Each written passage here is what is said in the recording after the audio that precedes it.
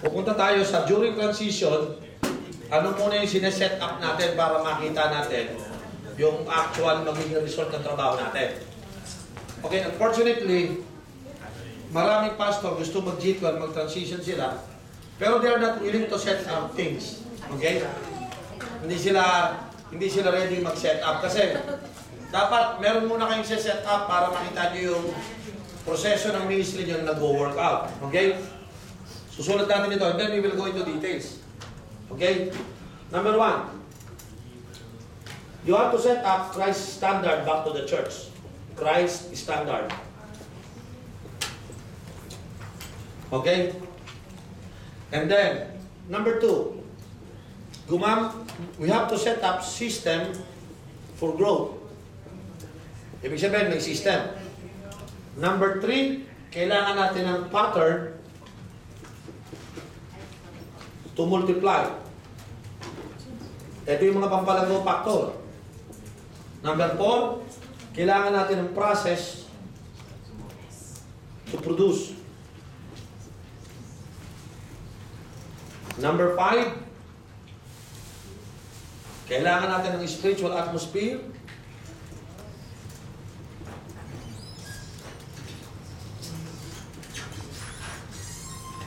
Okay? And then number 6, church-wide focus. Isa-isahin ko po ito. Binanggit ko po yung salitang set up. Kailan ko ito sineset up?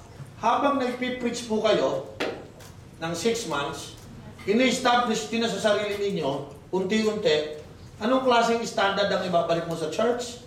Anong system for growth ang gagamitin mo? Anong pattern to multiply ang gagawin mo? Anong process to produce na gagamitin natin?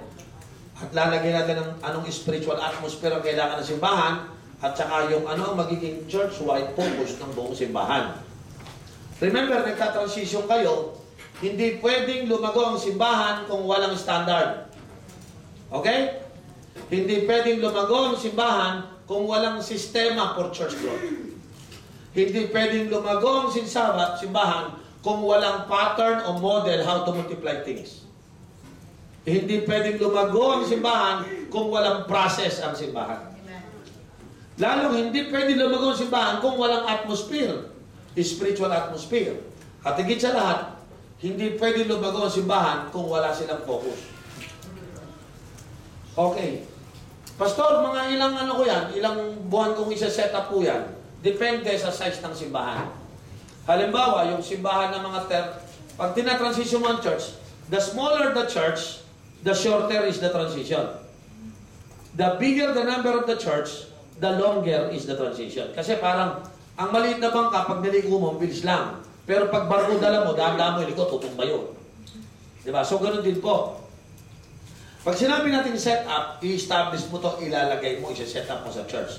Tingnan nyo, karamihan sa maintenance church, walang standard yon. Bigyan ko ng example ng standard. Sa lifestyle lang, sa lifestyle. Sa lifestyle ng G12, ang standard nila, sa lifestyle, may 4 silang lifestyle. Number 1, nagdi-devotion, na may notebook Number 2, nagsa-Sunday service, nagsa-cell group, tsaka nag-equipping. Yan ang standard. Tama ba, kapatid? So, ibig sabihin, ganito. Yung isang tao, ang standard dapat, okay, kung isa-summarize ko to, dalawa lang yan. Christ-likeness, tsaka multiplying ministry. Ito yung standard natin. Christ-likeness and multiplying ministry. So, dito lalagay ko. Anong standard na ilalagay ko dyan? Number 1, Christ-likeness. Okay? Number 2, yung tinatawag natin multiplying ministry. Yan ang standard ko sa mga tao. So, nung nagsimula ako mag-transition sa church ko, tinignan ko mga tao ko, grabe, walang Christ-likeness. Halimbawa, ikaw sa bahay mo, uwi ka. Sabi ng mismo sa'yo, demonyo ka, dumating ka pa. Hindi ka nakintang Christ-like. Kapag lang ang demonyo Dapat, pag umuwi ka sa bahay mo, madaling, alam mo, standard ka na, yung wife mo, pag sinabi ng wife, tumingin ka, dyan na si Lord.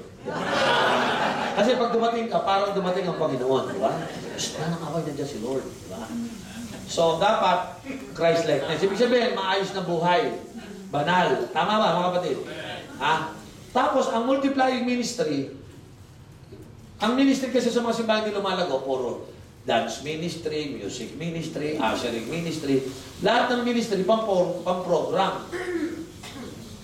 Again, you would notice, sa maintenance church, ang napaka-program-oriented nito. Okay? Yan ang laging problema nila, program. Lagi nasa program. Samantalang sa growing church, they always focus on people. Okay? So, for them, dito, ang ministry dito, sayaw, kanta, usher, prayer, puro program. Puro events, yun po yun. But here, they always look for people. That's why discipleship is very important. Kasi their main ministry is to disciple people. So, multiplying ministry. Hindi naman nagmumultiply ang simbahan sa kakasayaw. Subukan nyo. Sa taon kayo magsasayaw, hindi lalago. Kasi walang growth factor ang dance ministry. Walang growth factor ang singing ministry. Ang only growth factor dyan, discipleship. So, pag sinabi natin standard, ang mga tao dapat, lalagay natin standard. Lahat kayo ay magdi-disciple o magpapadisciple at magdi-disciple. Papasok nyo na sila sa multiplying ministry. Imagine mo, kung ang buong 100 tao ay mayroong multiplying ministry. Palagay mo lang mag-cell group leader lahat yung 100. Eh magkaroon lang tag 5 yun. Eh di 500 na kagad membro mo. Eh kung mag-G12 yun, times 30, 1-2 na kagad. Kasi nga, ang ginagawa nila, multiplying ministry. Kaya lang, gano'n, kayo, evaluate yung church nyo. Totoo ba lahat ng members nyo may multiplying ministry? Kasi hindi yun ang standard eh. Tama? Amen. Tama mali? Tama. Yung Christ-likeness, hindi rin standard yan. Kasi nga, yung ugali, yung life nilang maayos, wala dun eh. Tignan nyo, discipleship is putting human being back into order. Ang discipleship, ayusan ang buhay. Inaayos na maging kawangis ng Panginoon. Tama? Eh, may standard bang ganyan sa mga church natin ngayon? Ha? Sa atin, pag tumanggap na tinasang kamay galing sa langit, born again na yun. Pero hindi nyo nahanapan yung standard. So, district ko sa inyo. So, one day, may lumapit sa akin isang babae. Bishop Oriol, gusto ko pong sumama ng worship team. Pwede po ba? Sabi ko, pwede. Sabi ko sa kanya, bago ka pumunta doon, may standard yun. Alam mo na ba yung standard? Ano po yung standard? Tanong ko sa'yo, ikaw ba nagse-cell group ka ba? Opo. Nagde-devotion ka ba? Opo. Oh, very good. May devotion ka na. Nagsa-Sunday service ka ba lagi? Opo. Nagse-cell group ka? Opo. Kasama ka ba sa training? Ano po yun? Hindi ka pa pwede. Wala ka pa training eh. So may standard, no? Tama. So after mga few 3 months, bumalik. Pastor, nasa ano na po ako? Tapos na po ako sa encounter. Nasa po sa encounter na pa ako. Okay. Bago ka pumunta sa akin, tawagin mo na si leader mo. Papuntahin mo sa akin. Kinausap mo si leader. Si leader, nag-a-apply na maging worship, part ng worship team. Nagde-devotion ba yun? Pastor, minsan kasi inconsistent eh. Yung mga mokong na yan, hindi makakalusot na yan. Pag may sistema ka. Praise God. Praise God. Di ba? O bakit ang mga worship natin walang anointing? Eh paano yung mga nangin doon? Wala naman sa standard yun. Saan naman nakakita? Nasa worship team. Hindi naman nagdi-devotion. Pero pwede kayo pastor. Amen. Tama? Meron pa nga eh. Sa loob ng worship team, magbo-boyfriend, girlfriend yun eh. Pero sila nag-lead ng worship. Tapos may ginagawa ng immorality, pwede pa rin. Hindi mo naman nalalaman. Bakit? Eh wala nga standard eh. Tama po ba? May nagdi-disciple? Wala. Eh kasi nga walang standard. Ito yung sinasabi ko. Pag ibabalik mo na to, yan na. Mag-aaway na kayo ng mga disciple, mga tao nyo. Kasi pag naglagay ka ng standard, may hirapan sila dyan. Sasabihin nila, hipit-higit ko naman ni pastor. Teka mo na, tama ba maglagay ng standard? Yes. Kasi ang walang standard, membership. Pag may discipleship, may standard yan. Tama po ba? Kaya ano ginagawa ng pastor? Ano na lang tayo, maintenance mode. At least wala daw kaaway, walang magagalit sa atin. Kaya iba mga pastor, sabi nila, may hirap mag G12. Kasi hindi, iba talaga culture dito eh. Hindi sa iba culture, ayaw ng standard. Naintindihan niyo ako? So pag siniset up mo itong standard, sigurado may magre-refuse. Amen. Sigurado magkikaroon ng reluctant dyan, pero merong ready na gumawa niya. Hallelujah. Tama po ba? Amen. O, tingnan nyo ha. So sabi ko, kung gusto nyo sumama ng worship team, so dapat nagdi-devotion, nagsa-Sunday service, nagsa-second training. Ha? So one day, nasa loob may studio kasi kami. Sa church namin may studio kami. And doon ako, nagpapahinga ako, nakaupo ako. Nakatalikod kasi ako, hindi nila ako nakikita. So may dumating na 3 bata. Pagdating 3 bata, sabi nung, uy, mag-train tayo dito, matututo ka mag-gitara, mag-drums. Sabi nung isa, ba't pa gusto mo ulit mag-musikero? Eh kasi alam mo, masarap maging worship team.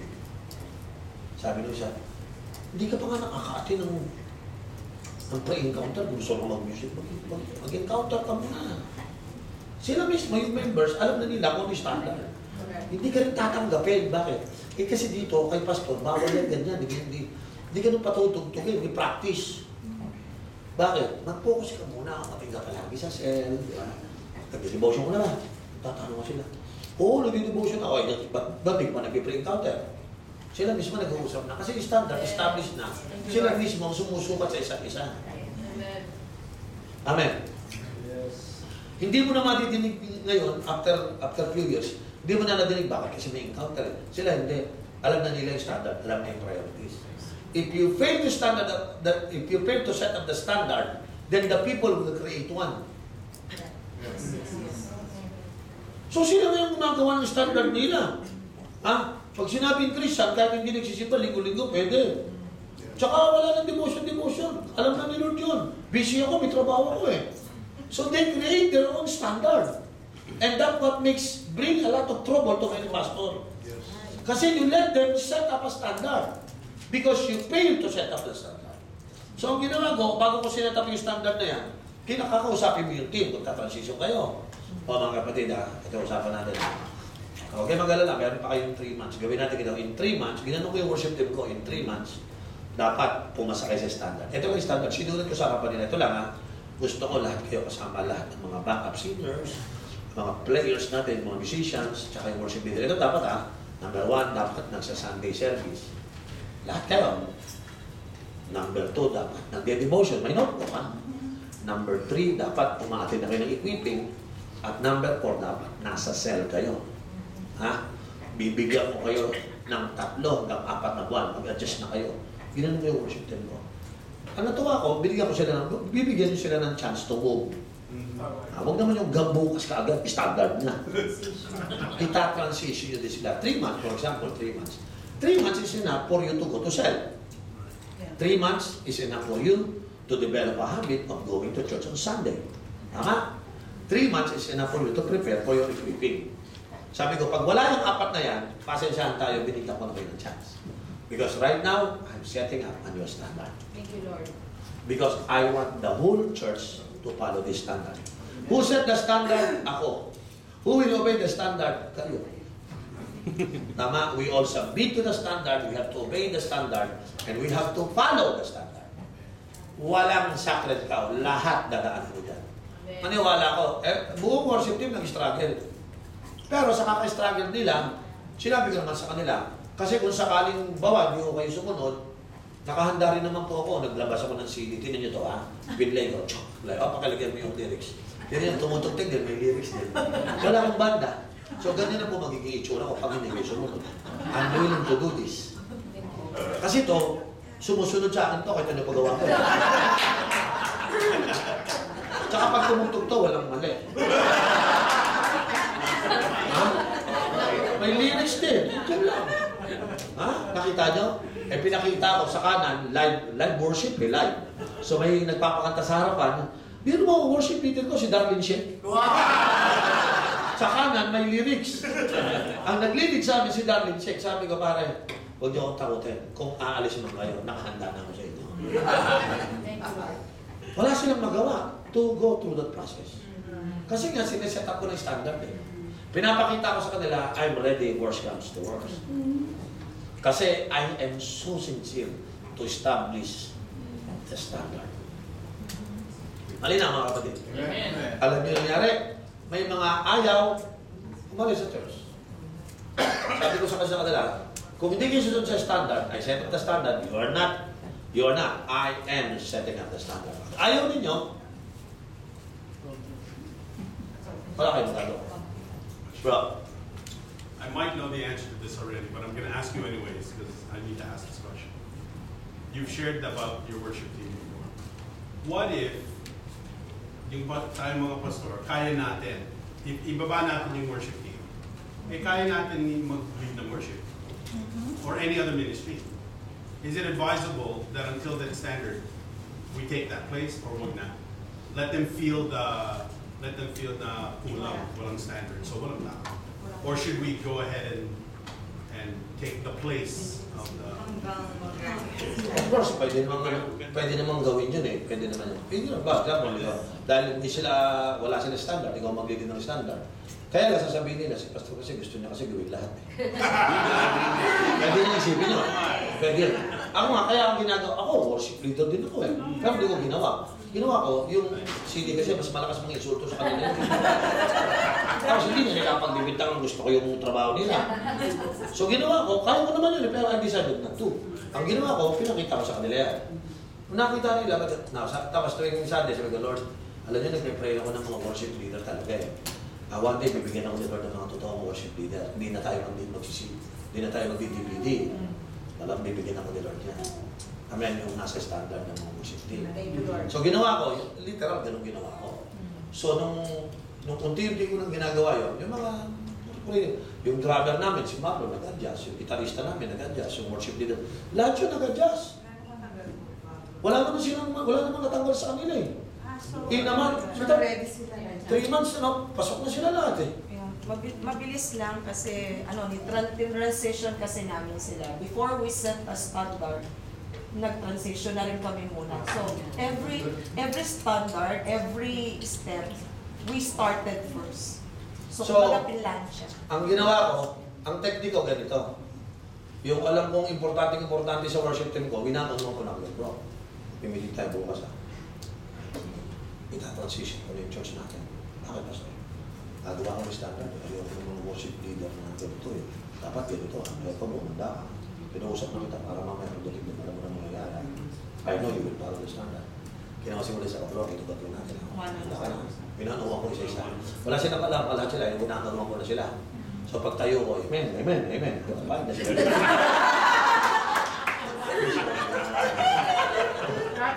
Awa niyo ako. Ganun ang gagawin niyo. Iniwasan namin na magsama-sama sila. Para mag-video. Ang ginawa namin, inisa-isa namin. Nag-develop kami ng relationship. Tapos pinakita namin ang advantage sa kanila yun. Hindi yung para sa amin. And then from there, it becomes... Sige po, sister. Hindi rin po ba tool yun para mapalapit sila sa Panginoon instead of pushing them away? Alam ko ibig sabihin? Yung meron kong gusto maging part ng worship team. Pwede tool, ginagamit sila ng Panginoon yung kanilang gift para mapalapit din sa Panginoon instead of pushing them away.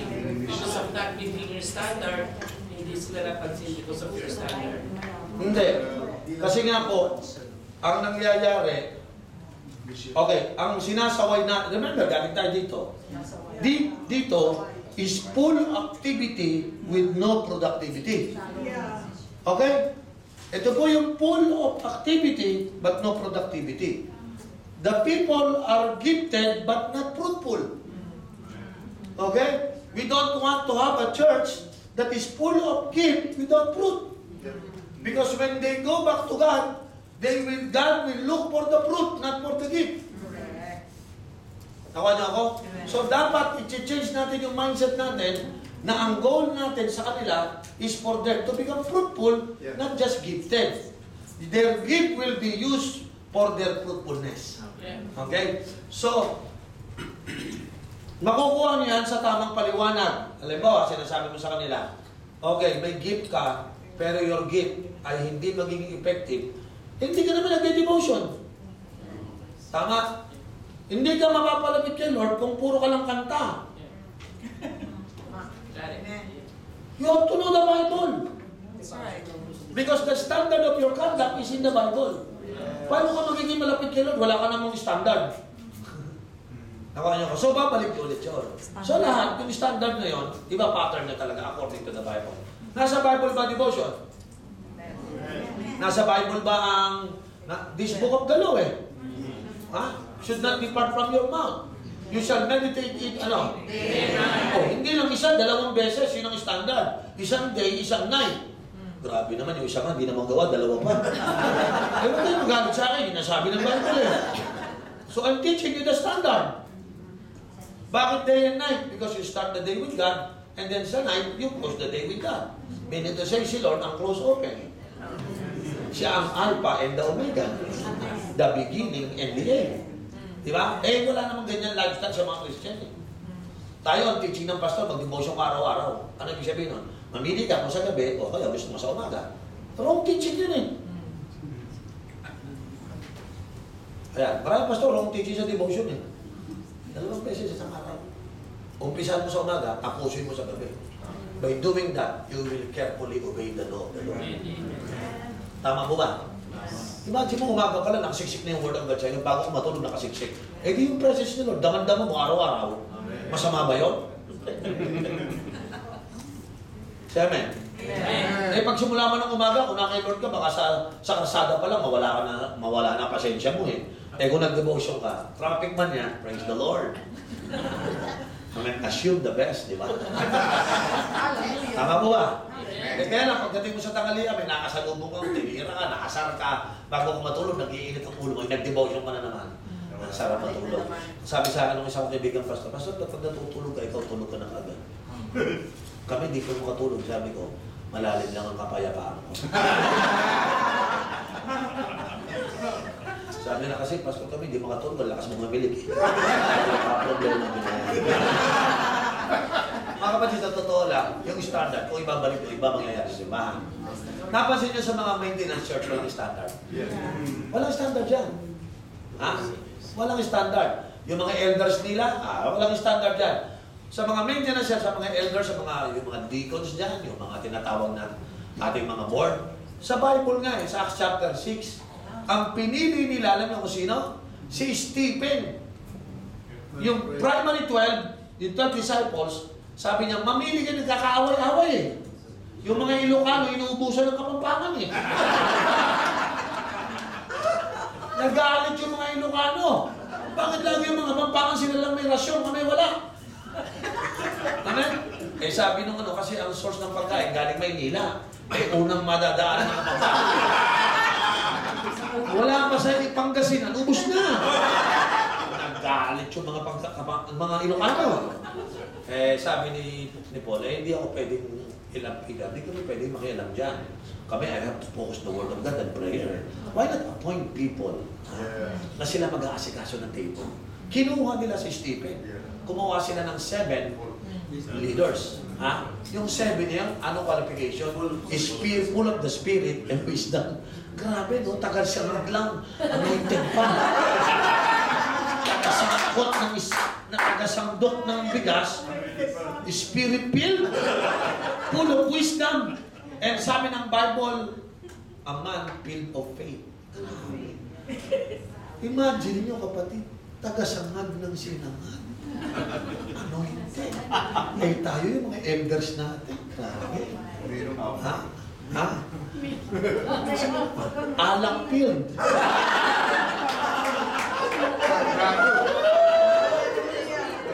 Grabe, hindi mga devoted. Devoted.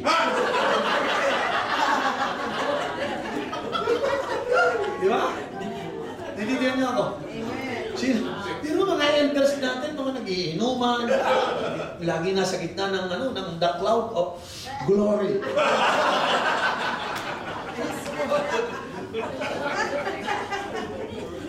So, ano ibig sabihin? Walang standard. Di ba? Balikan niyo yung Bible. Pag tinignan natin mo yung Bible, yung standard naroon eh. How come? Nung araw, no? Hindi naman pakain ka lang ng mga widow. Yung mga widow, matatanda na yun, walang kasama eh. Hindi mo, Rabashaka, Akaramakasyaka. Si Sister, Brakaram, Shikira. Pakain nyo, Rabashaka.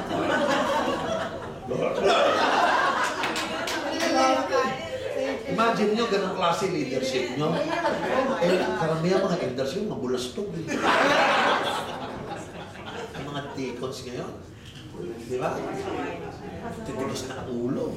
So, nangyayari, nasisira simbahan. Naiintindihan niyo mga kapatid? Balik niyo yung standard. Nawawala kasi yung standard. Hindi lalago ang church pag hindi niyo binalik yung standard. Sister, may tanong ka? Yun lang po yung sa pag-implement ng standard. How do you address yung the people who would para bang label you as being legalistic? Just because you're implementing the standard. I think having yung policies, guidelines, the standard is there, pero implementing it, and then when you implement it to the T, they accuse you of legalism. Kumbaga parang mas stricto ka pa kay Jesus, parang ganun yung sasabihin sa'yo. And then if that brother or sister left the church because you implemented the standards, you're gonna be the unholy leader kasi you don't care for this flock who's going away. You should be looking after one sheep and then not, kumbaga para bang pinangangahalagaan mo pa yung letter of the law kesa yung the person. Well, you expect that accusation will be coming. You expect that. Kasi parang pulis.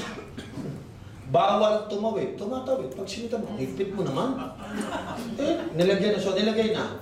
Bawal tumawid, nakamamatay. Nilagay na eh. Kasi ayaw sumunod ng tao eh. Standard, sumunod ka dun sa flyover. Pero tumatawid pa rin eh. So yung mga pulis, malagay mo ka dyan yung bawal tumawid, nakamamatay. Tumatawid pa rin. Ngayon nakalagay ng iba na, bawal tumawid, may namatay na.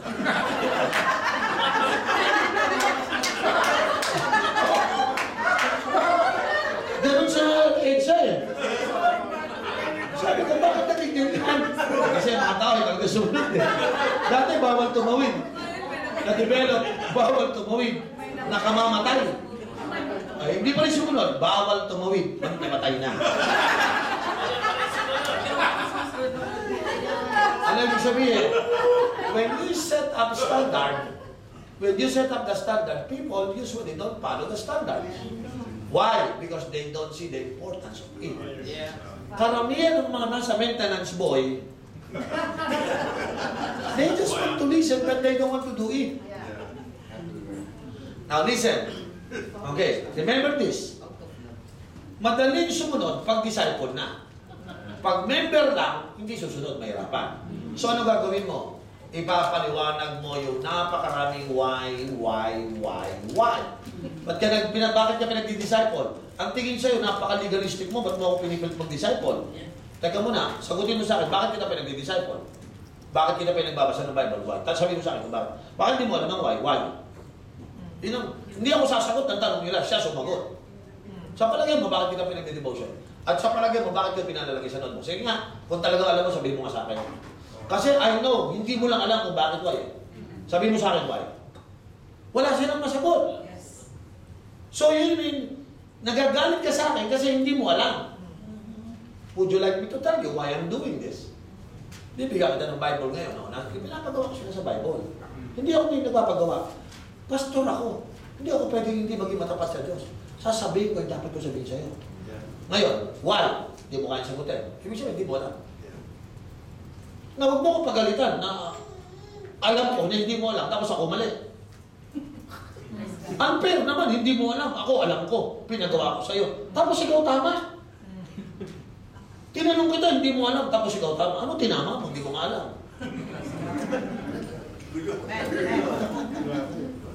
Usually, people will always challenge you. But, kasi by nature, rebellion sa mga yun eh. Kasi hindi sila marunong mag-obey sa authority. Kasi nasanay sila dito na bakit ako susunod? Umate naman ako ah. Nakikinig naman ako, yun nga lang, huwag yun na akong pagawin. Again, lagay nyo sa preaching nyo. O, devotion, nasa Bible? Opo. Kung sabihin ko ba siya mag-devotion, mali ako? Sunday service. Sinasabi ko sa inyo, pag pinag-devotion kayo, para sa akin o para sa iyo? Para sa akin po. Pag pinag-notebook kita, para sa akin, para sa iyo. O sige, paliwanag ko sa iyo. Ano pinagkaiba nakikita ng anak mo, nagde-devotion ka, nagno-note mo? Ano pinagkaiba? Sino sa inyo, mga nanay, tatay, kayo, hindi kayo nakikita ng devotion ng anak niyo? Do you do good for your children because you are not showing it? Tell me. What will happen to your children every day hindi kayo nakikita ng devotion? Because you think you are right. How does it feel you're a woman and you see your husband when he woke up, he never read his Bible? Did she feel secure? Nakaka-insecure ka, brother. Kung ang asawang babae, now, how does it feel when your man is doing his devotion? Now, am I teaching you wrong? Yan, yan ang mga paliwanag sa kanila. Kailan mo huling nahuli yung wife mo nagdi-devotion? Kaya ka nagagalit sa akin kasi hindi ka nagdi-devotion. Pero nakikita ka ng asawa mo, nakikita ka ng anak mo. Anong klaseng buhay ang pinapakita mo? I tell you, yung asawa mo lalaki hindi na-encourage mag-devotion. Yung mga anak mo, why they do it? Why they do need to do it? Eh, ikaw nga, hindi ka nagdi-devotion. You're a bad example to your children. I'm trying to help you. Am I helping you? Or am I forcing you? Am I applying the law to you? Ha? Bakit mo sinasabing pinapressure kita? Sige, tanggalin ko pressure. Mamaya tanggalan ko ng hangin yung kotse ko. Wala pressure. Ano mararamdaman mo? Di ba flat tayo? Paano ka makakaandar? Walang pressure. Ayaw mo ng pressure eh. Pag uwi mo, tatanggalin ko yung water pressure. Ewan ko lang kung paano ka babang mo. Hindi ka makakapaligo. Walang water pressure. O pinakauli sila, tanggalin natin ang blood pressure. Kaya ako ng blood pressure. Hindi yung lahat ng pressure masama. Minsan nakakatulong yan sa gulong, nakakatulong yan sa tubig, at sa dugo mo. Kung ayaw mo, sabihin mo kay Lord, ayaw ko ng pressure, tatanggalin na kagad ni Lord sa'yo. Ayaw mo ng pressure, sabi mo. O mamimili ka ng pressure na makakabuti sa'yo. Is the Bible pressure? It's good for you. Yes, yes. Hindi ka lang sanay. Yeah. Kasi nga, dati ka namang nakikinig na ayaw mong gawin eh. Nakalagay ba sa Bible, be not only a listener but a doer? Yes. Eh, ba't yan nilalabanan mo? Kayo lang nasa Bible eh. Pinapagawa ko lang sa iyo ang sinasabi ng Bible. Amen. Tama po ba? Kasi when you set up a standard, makukuha niyo yan doon sa preaching. Alam niyo na kagad yung mga resistance, ilagay mo sa pulpit. Hindi pa kayo nagsisimula, unahan mo na. Alam niyo po, pag ako nagturo ng devotion, sigurado may angal. Hindi mo pa sinasabi standard, ha? Hindi mo pa sinasabi standard. Sigurado, pag ako nagturo ng devotion, marami sa inyo mag-aalat na. Magagalit kayo sa akin kasi hindi na, matagal na kayo hindi nagdi-devotion. Pag in-implement ko to sa inyo, nako, magagalit kayo sa akin. Lalo na pag pinag-notebook ko kayo. At pag sinabi kong check up ng notebook, magagalit kayo sa akin. Pero tama ba yun o mali? Paliwanag ko sa iyo, bakit tama? Gusto ko makita ng mga anak ninyo. Amen. Na kayo nagdi-devotion ako. Hallelujah. Gusto ko makita ng asawa mo na ikaw nagdi-devotion ako. Para hindi rin siya kinakabahan sa'yo. Tama ba mga kapatid? Sabi niya sa ko, yung asawa ko nag-devotion. Pag inangalan ka, di ba nag-devotion ko kanina?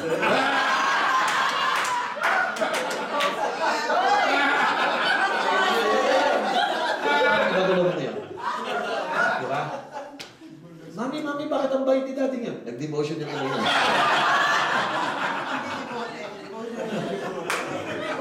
Sino nakakanawa sinasabi ko? Please naman, pag magtuturo kayo, huwag nyo namang seryoso mo. Kailangan tayo ng devotion. Ako hindi ko ginagawa yan. Pinapatawa ko mga tao. Tumatawa sila pero nakukundik. Kasi you have to be gentle with them. Alam mo, kaya minsan iba tao, basta pag kayo tuturo, masaya kami lahat pero nakukundik kami. Nare-review kami pero masaya kami. Alam ko mahirap yung teaching eh. Tapos papahirapan ko pa. Hindi ko na gagawin yung gagawin ko. Smile. Tumatawa sila, di ba? Tama. Totoo ba? Masaya ang asawa mo pag nakita ng devotion. Hindi kayo mag-asawa. Ano pa kaya mo, misis, kung isang mga husband mo? Pastor pa naman din ng devotion. Ate Gay. Nakita mo si Kuya Boy. Ano mararamdaman mo? Pero everyday nagbibigay. Sabi niya sa akin. Sabi niya, sige, bakit tatamaan siya sa akin?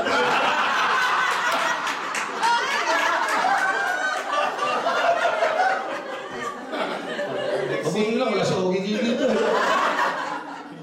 Eh sa totoo lang, malaki tutulong ito sa inyo. Amen. Bakit? Pag bumalik na yung salita ng Panginoon sa tahanan, Amen. yung values ng Bible that is important. Yeah.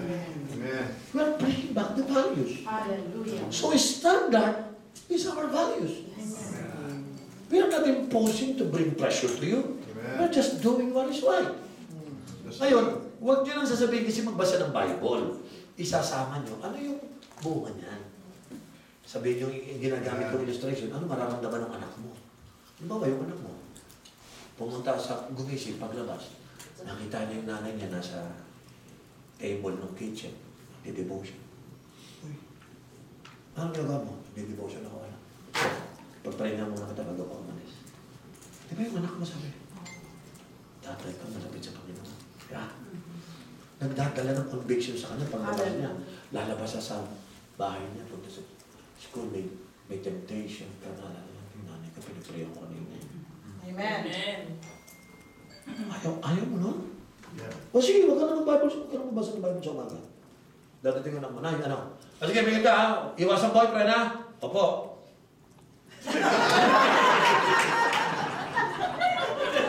Kaya ka mga nanay, umiiyak na lang one day. Bakit? Ba't nagkaganon? Because hindi naman nakikita ng mga. Bakit na-disgrasya kami natin? Because the Bible is not longer important Yes. than the family of God. Amen.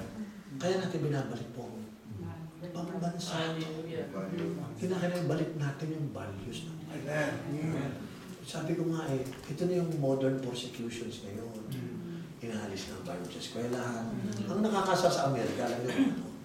Bawal magbasa ng Bible sa eskwelahan. Pwede nang magbasa sa loob ng preso. Pwede. Walang bawal. As long as nasa preso ko mag-aaral. Bakit hintayin mo pang maipreso saka mo mag-aaral? Saan mo ba pinayagan mo para hindi na preso? Yeah. Amen. Yes. Diba? Bakit? Because it's now the government who control our morals. It should be our personal condition. Pero because you take it out from your family, naging values ng anak mo. So ituturo nyo sa inyong congregation yung nangyayari sa bansa nyo. Nape-pressure ng simbahan at kayo naman pumapanig sa pressure na yun. Bakit ko kayo chinecheck? Hindi ko kayo chinecheck dahil pulis ako. Ba't ako mag-check? Mapapagod lang ako eh. Chinecheck ko para develop yung habits mo. Yes. Na you become accountable to yourself. You are now accountable. Bigyan lang kita ng limang buwan chinecheck. Pag nakita ka ng normal ka na, ba't kita check up eh? I want to develop that habit in your life. Praise the Lord. Oo, masamayin ang pag-check ko sa'yo. Makakabuti yan sa'yo. Kaya ka hindi nag-devotion kasi walang accountable person na nag-check sa'yo. Yeah. Amen. Kaya maraming tao ayaw kasi, now, remember, we are now entering discipleship. When you enter discipleship, then pakikailan na ang buhay mo. Yung mga develop habits, igagawa niya. So, nandiyan ibig sabihin ng standard. Sino may natututunan? Amen. Ha? Ano ba? Next question. Tungkol sa standard. Sister, nasagot ba? Opo. Okay. So, hanggat maaari, i-preach, tapos ipaliwanag yung why, ha? Ipaliwanag yung magiging consequence pag wala, at yung benefits kapag meron. Lagi niyong idadama yung family tsaka mga anak nila. Ha? Huwag kayo magtuturo na hindi naapektuhan ng anak, ang pamilya at ang bayan. Ang konteksto ng ating pangangaral is to save their family, tama? Tama, to save your children and the next generation. And we have to behave if we want to save our next generation. So itong personal devotions na to, gusto natin ito maging legacy natin sa mga anak natin. Tama po ba mga kapatid? Ha? Sino sa inyo bago ka mamatay, ipapamana mo, hindi pera, pero 20 notebooks ng devotional mo. Meron ka na bang ipapamana?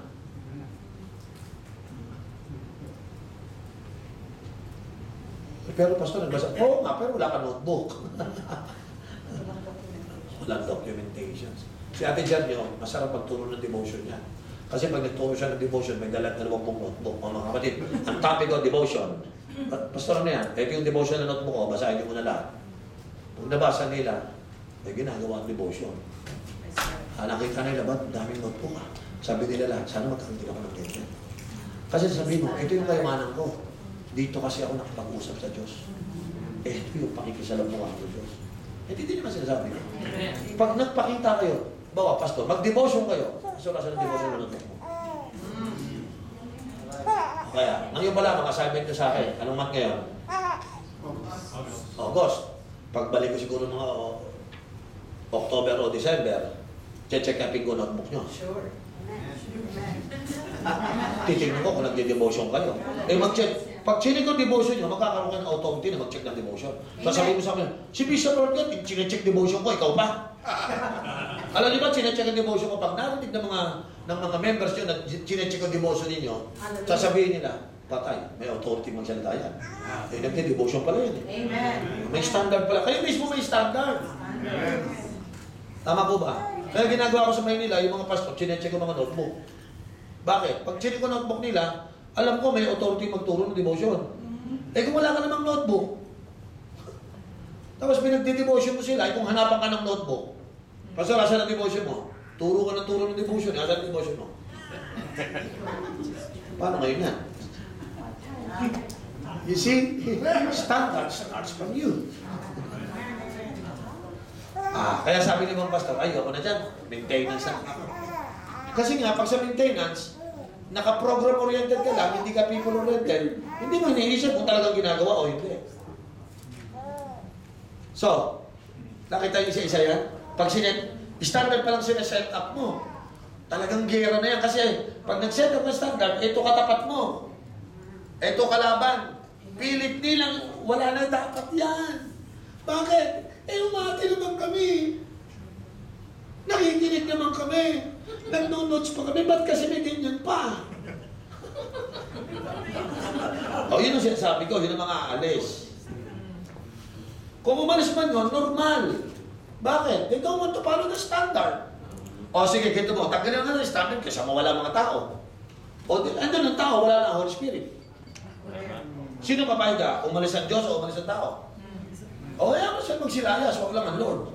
Amen. Kasi pagkasama ko, Lord, sabi ko nga sa inyo, kahit 500 members ka, 12 disciples lang ako, magkita tayo sa finance, tingnan mo sino lang sa akin. 500 members mo, ako 12 disciples lang. Sa dulo, sa finance, magkita tayo. Tingnan mo kung sino uuna sa atin. Walang pakinabang ang members. Unless you train, disciple, equip them, they will become useful instrument from the hands of God. But to do it, you have to set up a standard. Kaya yung mga churches hindi lumalago, they lost the standard, and that is one of the jewels of the church. Tinapon ng maraming pastor yan. Pero mo, nateis mo, 5 taon ka ng pastor, hindi ka nagdi-disciple, nateis mo. Gusto mo pa rin ituloy? Aba, baka kunin ka ni Lord. Natindihan niyo ako? Pero mo nateis mo yung mga tao, hindi nagdi-devotion, hayaan mo lang. Dahil natatakot kang mawala. Dati ka namang wala eh. Sabi ko, kung maglayasan mo kayo, nung magsimula ako, wala akong member. So hindi na bago sa akin yung walang member. Ha? Sanay na ako dyan. 20 taon na akong walang member. Nung nagpastor ako, wala akong member. Kung umalis man kayo, balik lang ako sa umpisa. Hindi ako nawalan. Wala talaga ako eh. Sa mga tao na yun, pag-aari ng Diyos, hindi sa akin. Pinagampanan ko ng matapat ang trabaho pinagkatiwala sa akin. At hindi ko hayaan ang simbahang ito na walang standard. Sorry. Kung ayaw nyo yung standard, doon may church doon, walang standard doon kayo pumunta. Tatanggapin kayo doon. Kaya pwede yung ayaw, sige na doon yung pangalan ng church, yun ang pangalan. Walang standard doon na kayo. Doon, mabait ang pastor doon. Kaya lang, sabay-sabay ko sa impyerno babagsak. Bakit? Hindi naman naniniwala sa totoo yun eh. Gano'ng maraming simbahan, ganito lang, masaya na. Dahil sa pisa, totoo. Ang lino na sinabi ng Bible, go and make disciple. Ano ginawa? Go and make members. Kasi nga, ito naman gustong gawin, ayaw puntahan yun. Discipleship is in the heart of God. You lost it. Ngayon, gusto mo pang ituloy. Kaya nga, ang challenge sa mga pastor ngayon, hindi na mag-G12. Handa ka na ba mag-transition? Hindi mag-G12, mag-transition. Amen po ba? Nagawin yung tamang simbahan. Amen po ba? So, huwag yung awayin ng G12. Ang kalaban nyo, ikaw. Tama mali. Ang G12, we're trying to help you to transition your church. From a membership atmosphere, maintenance mode, to discipling and growing mode. Mode. Kaya yan po yung mga challenge sa atin. Tama po ba? So, kung ibabalik ko ang standard, okay, yan po mangyayari. So, this afternoon, i-discuss natin itong system, yung pattern, yung process, yung atmosphere, at saka yung ating tinatawag na focus. May natutunan tayo, mga kapatid. Kailangan talaga ng time na ganito, no? Hindi ito makukuha sa G12 conference, Hindi. So we need to take time to spend time like this para bigyan natin ng detalye itong mga to. Hindi natin kailangan ng mga members nyo, kayo lang, sapat na. Kasi kayo magta-transition Amen? So dapat i-convince mo sarili mo ngayon, if I want to grow my church, I have to set up a standard. And because I set up a standard, I invite trouble. Tama mali. Tama mali. Tingnan mo sa Pilipinas, pag drive ka sa Maynila, ang mga driver puro barumbado. Talagang manginginig ka sa nervyos, lalo ng mga American. Pag ang mga Amerikano, mga Pilipino-American, ayaw mag-drive sa Maynila Pero subukan mo, pumunta ka ng Subic Base. Lahat ng driver sa Maynila, pagdating ng Subic Base, behave. Alam nila yung stop, tigil. Go. Kasi alam nila, pag sinabi stop, gumuhuli sila So sila ngayon very obedient. Bakit? May created standard sa loob. Nag-create sila ng standard sa Subic. Hindi ka pwedeng gumawa, umarte nung walang standard doon. Sasabihin siya ng polis, pasensya na ako kayo, doon pwede, dito hindi pwede yan. Ganun din sa simbahan. Pag naglagay ka ng standard, marami dyan magbabiolate. Kung pwede na silang tikitan, okay na sana. Di ba? Kaya lang sa church, wala namang tikitan dito. Violate, hindi ka nag-devotion, ticket. Hindi ka nag-disciple, ticket. Kung gano'n lang, sana mas madali pa sa pastor. May multa naman Hindi yayaman pa ako. Kung gano'n lang ang church, yung tinitikitan mo, hindi nag-devotion. Magdali ang pera. Kaya lang, hindi Wala nang ang bayad, galit pa. Thank you, Lord. Yan ang pagpapastor. Kaya nga, welcome to the ministry. May natututunan tayo mga kapatid. Kaya yung mga pastor, nag-asawa ng pastor, nagtataka sila. Ba't gano'n tayo mga nagdudusa, galit pa sila? Kaya welcome to the ministry.